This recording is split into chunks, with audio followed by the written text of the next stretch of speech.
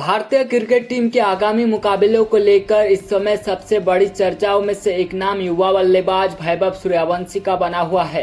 Cricket गलियारों से लेकर सोशल मीडिया तक और फैंस की बहसों से लेकर विशेषज्ञों की चर्चाओं तक एक ही सवाल बार बार उठता दिखाई दे रहा है कि आखिर टीम इंडिया की प्लेइंग 11 में वैभव सूर्यवंशी के लिए जगह बनेगी कैसे।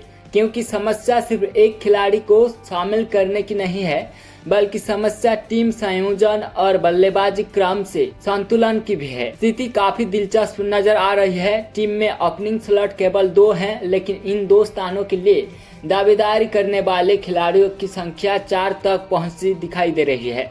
ऐसे में चयनकर्ताओं और टीम प्रबंधन के सामने सबसे बड़ा सवाल यही खड़ा हो गया है कि आखिर किस खिलाड़ी को मौका दिया जाए और किस खिलाड़ी को बाहर बिठाया जाए। यही कारण है कि अब ये चर्चा तेज हो गई है कि कहीं वैभव सूर्यवंशी को शुरुआती मैचों में सिर्फ बेंच पर बैठकर इंतजार तो नहीं करना पड़ेगा। क्रिकेट में अक्सर ऐसा देखा जाता है कि जब किसी टीम में अनुभवी खिलाड़ी मौजूद होते हैं और वो लगातार अच्छा प्रदर्शन करते आए हो, तो उन्हें अचानक बाहर करना आसान नहीं होता, विशेषकर तब जब उन्हीं खिलाड़ियों ने टीम को बड़े टूर्नामेंट में सफलता दिलाई हो। ऐसे खिलाड़ियों पर टीम प्रबंधन का भरोसा स्वाभाविक रूप से अधिक होता है। कई बार युवा खिलाड़ियों को अवसर देने के लिए बदलाव जरूर किए जाते हैं, लेकिन वह निर्णय प्राय खिलाड़ियों की फॉर्म और परिस्थितियों को ध्यान में रखते हुए किया जाता है। हालांकि इस समय चर्चा कुछ अलग तरह की है। यहाँ मामला ऐसे खिलाड़ियों का है जिन्होंने टीम के लिए बड़ी भूमिका निभाई है और महत्वपूर्ण मंच पर सफलता दिलाने में योगदान दिया है।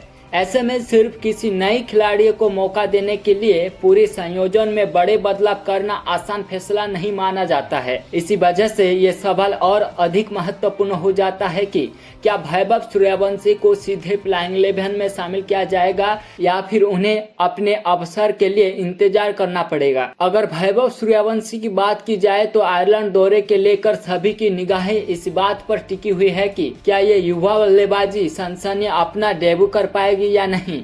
उन्होंने बेहद कम उम्र में भारतीय सीनियर टीम में जगह बनाकर पहले ही एक नया इतिहास अपने नाम कर लिया है। लेकिन अब अगला सवाल यह है कि क्या वह सिर्फ टीम का हिस्सा बनकर रह जाएंगे या फिर मैदान पर उतरकर भी एक नया अध्याय लिख पाएंगे। उनके प्रदर्शन से पहले ही काफी लोगों का ध्यान अपनी ओर खींच लिया था। साल 2026 में उन्होंने लगभग 240 के अविश्वसनीय स्ट्राइक रेट के साथ 776 रन बनाकर ऑरेंज कैप अपने नाम की थी। इस प्रदर्शन के बाद लगातार यह चर्चा शुरू हो गई थी कि अब उनके लिए टीम इंडिया के दरवाजे खुल चुका है। उसी समय यह संभावना भी जताई जाने लगी थी कि आयरलैंड दौरे के लिए उन्हें टीम में शामिल किया जा सकता है और आखिरकार ऐसा हुआ भी। अब जबकि टीम में उनका चयन हो चुका है, सबसे बड़ा प्रश्न ये बन गया है कि क्या उन्हें अंतिम एकादश में भी जगह मिलेगी। इस सवाल का जवाब खोजने के लिए पहले ये दिखाना जरूरी होता है कि ओपनिंग स्लॉट के लिए कौन कौन खिलाड़ी मौजूद है और उनकी स्थिति क्या है। सबसे पहले टीम इंडिया के पास संजू सैमसन और अभिषेक शर्मा की वह जोड़ी मौजूद है जिसने टीम के लिए महत्वपूर्ण भूमिका निभाई थी। इन दोनों खिलाड़ियों ने ओपनिंग करते हुए टीम को मजबूत दी थी और टीम प्रबंधन का भरोसा भी जीता था। इसलिए स्वाभाविक रूप से इन दोनों खिलाड़ियों को अचानक हटाना आसान फैसला नहीं माना जाएगा। इसके अलावा तीसरे विकल्प के रूप में ईशान किशन का नाम भी सामने आता है। हालांकि उन्होंने नंबर 3 पर भी बल्लेबाजी की है, लेकिन वह ओपनिंग करने की क्षमता भी रख सकते हैं और पहले भी यह भूमिका निभा चुके हैं। ऐसे में वह भी ओपनिंग स्लॉट के मजबूत दावेदार माने जा रहे हैं। यहीं से पूरी स्थिति और जटिल होती हुई नजर आती है। यदि ईशान किशन को बाहर बिठाया जाता है और उनकी जगह वैभव सूर्यवंशी को मौका दिया जाता है, तो फिर सवाल उठेगा कि बल्लेबाजी क्रम का संतुलन कैसे बनाया जाएगा।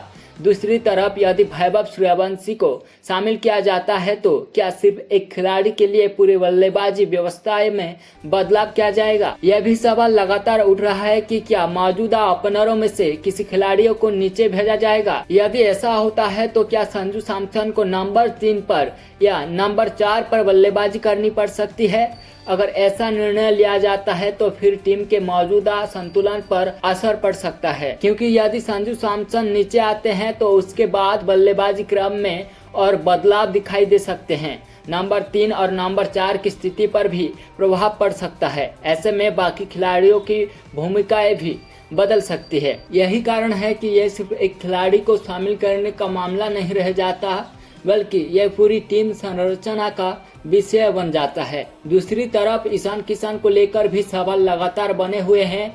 अगर टीम में बदलाव होते हैं तो फिर उनकी स्थिति क्या होगी, इस पर भी चर्चा तेज है। एक ऐसे खिलाड़ी को बाहर बिठाना जो टीम के लिए उपयोगी साबित हो सकता है, आसान निर्णय नहीं माना जाता। इसी वजह से अब टीम प्रबंधन और कप्तानी समूह के सामने चुनौती और भी बड़ी होती दिखाई दे रही है, क्योंकि एक तरफ युवा प्रतिभा को मौका देने का दबाव है और दूसरी तरफ टीम के संतुलन को बनाए रखने की जिम्मेदारी भी है। वैभव सूर्यवंशी को लेकर उत्साह सिर्फ भारत में ही नहीं बल्कि क्रिकेट प्रेमियों के बीच भी काफी दिखाई दे रहा है। बड़ी संख्या में लोग उन्हें खेलते हुए देखना चाहते हैं। फैंस की इच्छा यही है कि जिस खिलाड़ी ने अपने प्रदर्शन से सबका ध्यान खींचा है, उससे मैदान पर अपनी क्षमता दिखाने का अवसर भी मिले। अब सबकी नजरें इस बात पर टिकी हुई है कि आखिर अंतिम फैसला क्या लिया जाता है। क्या टीम प्रबंधन युवा खिलाड़ी पर भरोसा दिखाते हुए उन्हें सीधे मौका देगा या फिर मौजूदा संतुलन को प्राथमिकता दी जाएगी?